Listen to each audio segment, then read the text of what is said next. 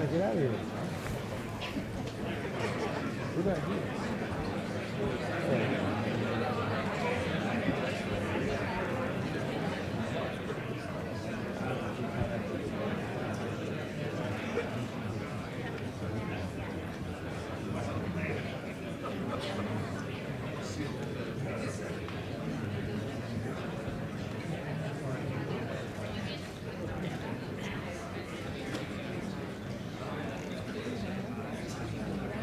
Oh, you're not going anywhere.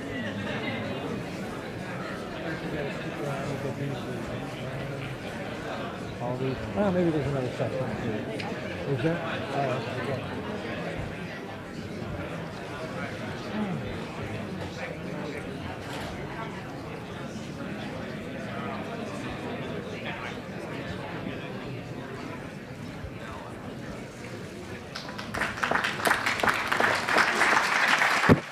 Thank you. You're very kind. Thank you very much. I'll be extremely brief, especially by my own standards. President Donald Trump has taken steps to rebuild the American economy with tax cuts and deregulation and energy openings and trade reform, and has reinstilled the spirit of growth, prosperity, entrepreneurship. And today we're going to celebrate a part of his program coming out of the tax bill. These are the opportunity and revitalization zones, opportunity zones, which I think are going to grow and prosper almost more than anybody believes. It's almost like a sleeper, but get ready from private investment capital, right? Private investment capital, the old-fashioned way, and folks, men and women, starting their own businesses. It'll be in the cities, and it'll be in the rural areas, and my great hope is it'll take this great Trump prosperity into every nook and cranny of the American economy, something we've really never seen before. So, just my great honor to serve, and my great honor to introduce President Donald Trump.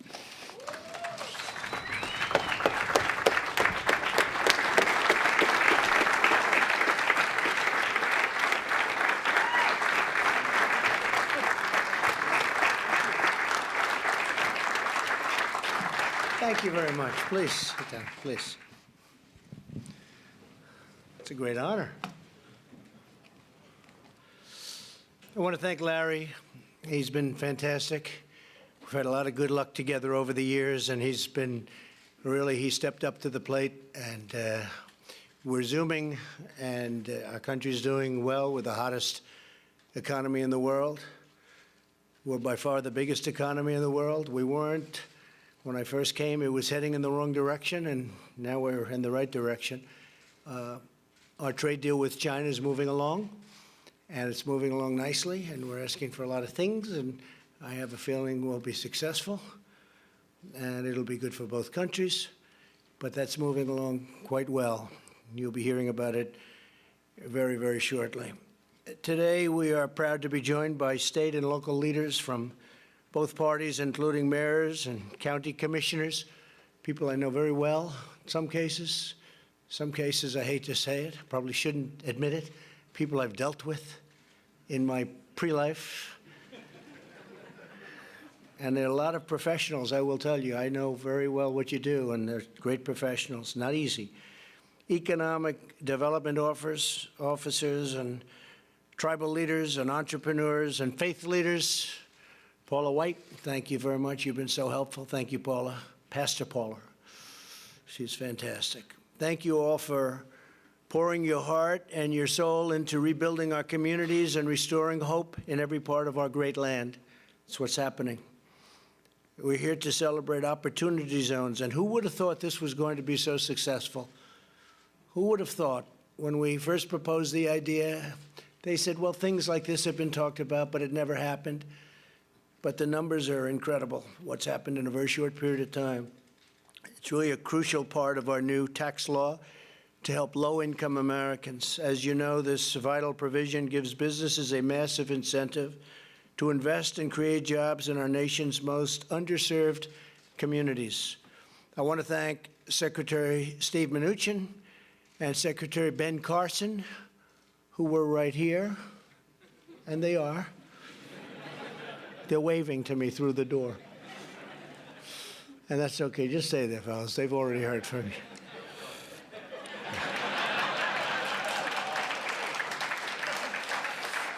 And they're doing a great job, those two.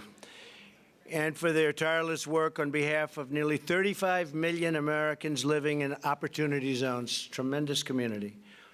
Since we passed our historic tax cuts and reforms just over 1 year ago, wages are rising fast, and they're rising most quickly for the lowest income Americans. You know, you keep hearing about for the wealthy. It's not the wealthy. It's for, frankly, if you look at it, blue-collar workers, lower income people are rising the fastest. African American unemployment, Hispanic American unemployment, Asian American unemployment have reached the lowest levels in the history of our country. That's great, right? New jobless claims are the lowest in 50 years. Private employers have added an average of more than 6,500 jobs every single day. Think of that. It's amazing. And something I'm very proud of and worked very hard with Jared and everybody on was judicial reform. And to give inmates a second chance at life, we passed the bipartisan criminal justice reform. So many things have happened since that's happened. And very interestingly, one of the things that we've done that has helped this so much, prisoners coming out, people don't want to hire them. They just don't want to hire them. It's got something, stigma, call it whatever you want. They weren't being hired. This is for, I would say, since our founding. Very hard for prisoners. This is the best they've ever done by far. They're coming out and they're having not only job offers, but they're having choice. And employers are coming back, and we sample them. I know some. And they are so thrilled with what they're getting. And I can't say in every case, because that's not the case no matter who you hire. But they are thrilled. I had one gentleman tell me, man, I know, a businessman, he said, I've hired some people coming out of prison I never thought I'd be doing, and I'm doing it, and they're some of the best employees I have. And that was done because the economy is so strong. Because, frankly, they're having a hard time getting people. And now they're taking people that they wouldn't have liked and they would have never taken, and they're putting them in, and they're finding them to be phenomenal. So it's never happened before like it's happening now. People coming out of prison are getting a second, and in some cases a third chance.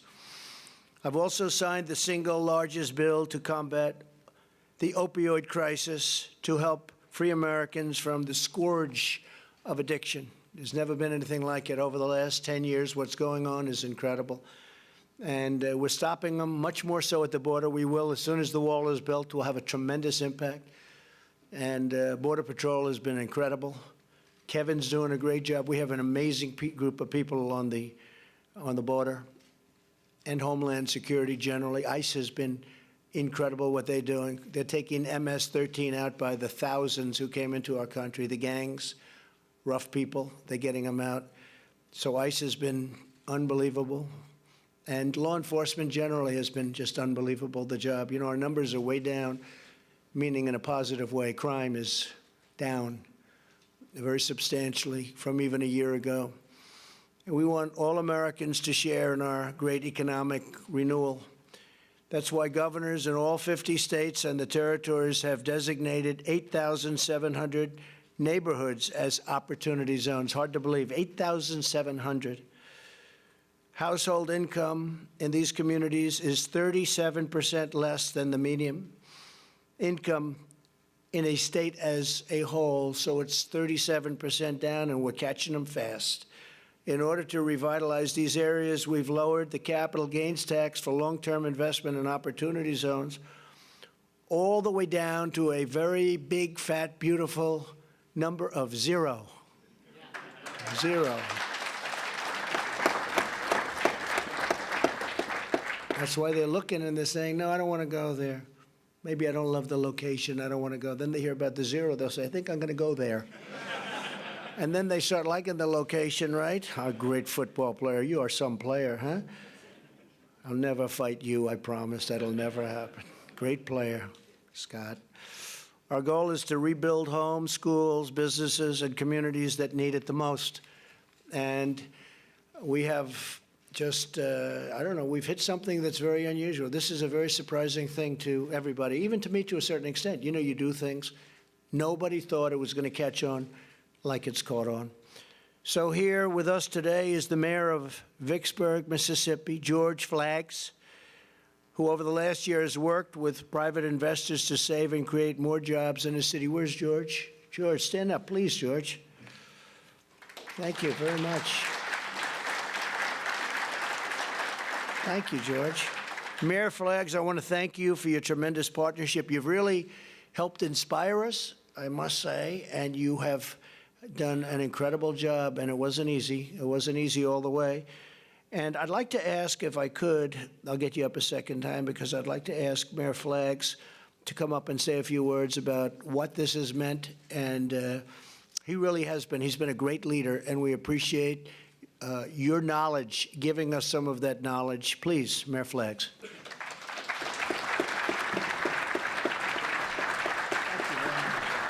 Mr. President, thanks for the honor to be here today.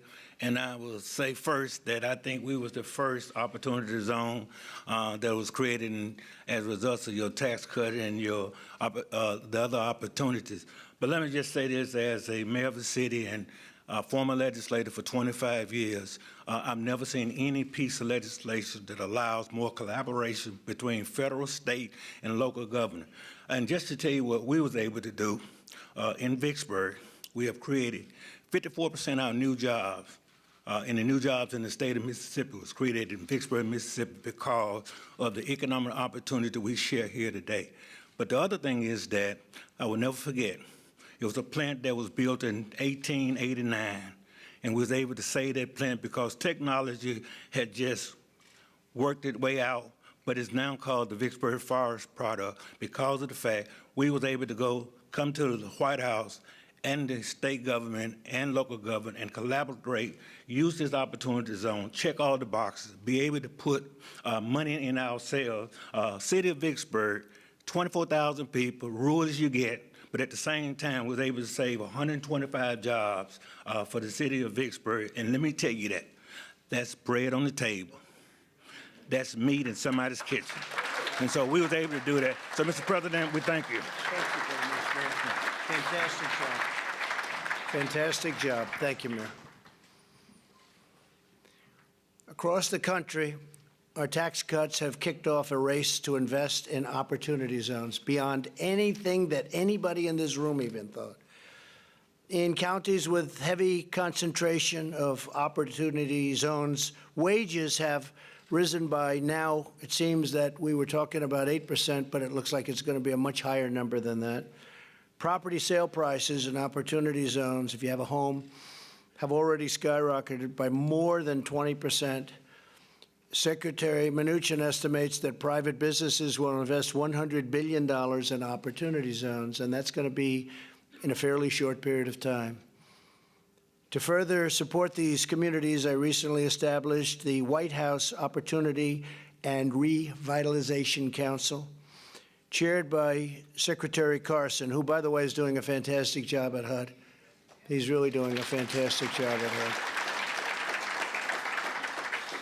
Its mission is to marshal 16 federal agencies and coordinate dozens of existing federal programs to provide maximum support to opportunity zones. And here with us today is a man who I knew through watching him on television. And he was a great football player. He's a businessman. He's a former state legislator and retired from the NFL after about 10 or 12 years or something. Huh? 9 years. That's not bad. 9 years, not bad. That's a long time in the NFL. Scott Turner, a special man and a man who is really out there. He's working 25 hours a day. He's doing an incredible job. Everybody loves him, and they respect him. They respect him a lot. Come on up, Scott. Come on up.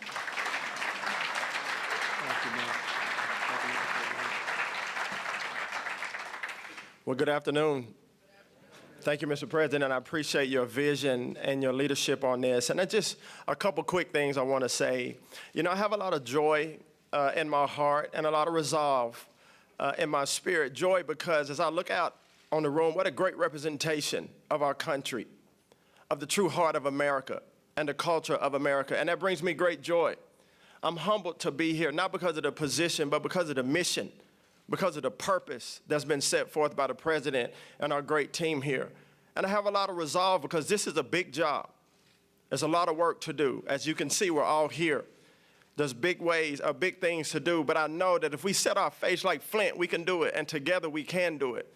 This is the greatest team. I've been able to play on a lot of teams, San Diego, Washington, Denver, but this is the greatest team because we have the opportunity to make a generational impact. Us together. See, revitalization doesn't have a color. It doesn't have a party. Revitalization starts in the heart of every man.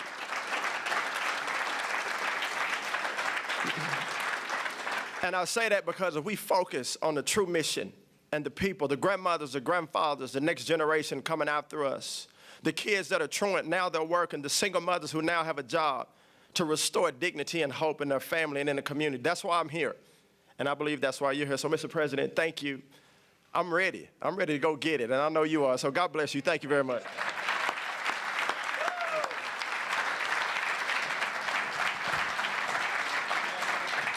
That was great. Wow. Hey, you've done that before, haven't you? Huh? That's pretty good. You might be better at that than football, I think. I hope, right? I hope. I think you will. This new council will streamline existing programs to invest in economic development, workforce training, entrepreneurship, and safety and opportunity zones. For example, the Department of Labor will target opportunity zones for prison reentry employment. The Department of Housing and Urban Development is launching a new pilot program to support additional low-income housing in these areas. And the Department of Justice will strengthen its comprehensive effort to address youth violence and crime. We're giving a very special jolt to making sure these areas are safe. And that's having already a very big effect. It's very important. Our message to distressed American communities is clear. Your government is 100% committed to bringing jobs and safety and opportunity back to where you live. And in many cases, this is where you want to live. You want to be there. Some people were forced out by bad conditions and crime, and you're now able to stay, and you'll stay in the area. You know the people. You love the people. You're with your family. It's all of a sudden getting much safer, and a lot of things are happening. Tremendous things are happening. Today, we're grateful to be joined by Nellie Rowland. More than 20 years ago, she and her husband started a project called A Safe Haven, which provides people in crisis with housing and drug treatment, workforce training, and jobs. Nellie has helped more than 100,000 men and women overcome poverty and achieve a better life. It's a very inspirational story. Nellie, please come up and tell us more about the work that you've done with respect to the opportunity zones. Thank you, Nellie. Hi. Thank you. Wow, what an amazing day. My husband and I founded A Safe Haven 25 years ago with this day in mind. I grew up in a poverty-stricken community, and my husband came home from the military. And both of us had encountered challenges in our lives. And we are grateful that we had the opportunity to get access to good education and to get access to careers in finance. But it was never lost on us how lucky we were to get access to those types of opportunities. So we decided that after 13 years in finance, that we wanted to give back, we wanted to make a difference. So we started looking at the issues of poverty and specifically looking at the issues of substance abuse. And when we did our research, we realized back in 1994 that the system was broken. People that were in crisis and ended up in the system, we found out had no way out. And we knew that we had to do something about it. We had the financial wherewithal, thank God, and we had the knowledge and the ability to build something, and we took the risk. And we decided to start investing in opportunity zones, in areas that had distressed properties and abandoned buildings. And then we started renovating them, and we started furnishing them, and we started letting people in crisis live there for free, as long as they followed the rules. And what happened was transformative. As we started to bring people in, we noticed that they started to get their lives back on track. They started to get the treatment, the education, the job training that they've been needing. And at the end of the day, as the president mentioned, no one would hire them. So what we did is we started businesses. So today we have a landscaping company. For those of you that have come to Chicago, you might recognize those beautiful medians on Michigan Avenue. We employ hundreds of people doing those jobs. We also have a catering business, and we have a staffing business. And you're right. The employers are calling us. We cannot fill those jobs fast enough. So we're grateful to be here today, Mr. President, and to thank you for everything you have done between the opiate epidemic, the criminal justice reform, and now the opportunity zones. Our work at A Safe Haven has just begun. Thank you. Great. Thank you.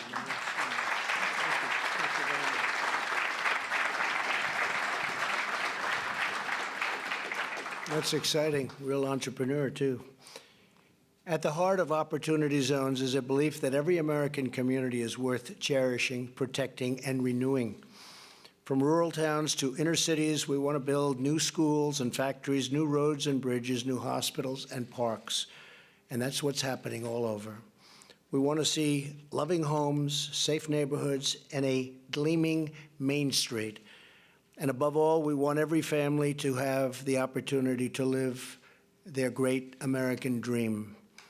To every state, tribal, and community leader with us today, and we have a lot of them, thank you again for your commitment to restoring prosperity, patriotism, and pride across our beautiful nation. God bless you all, and God bless America. Thank you all very much. Thank you. Thank you.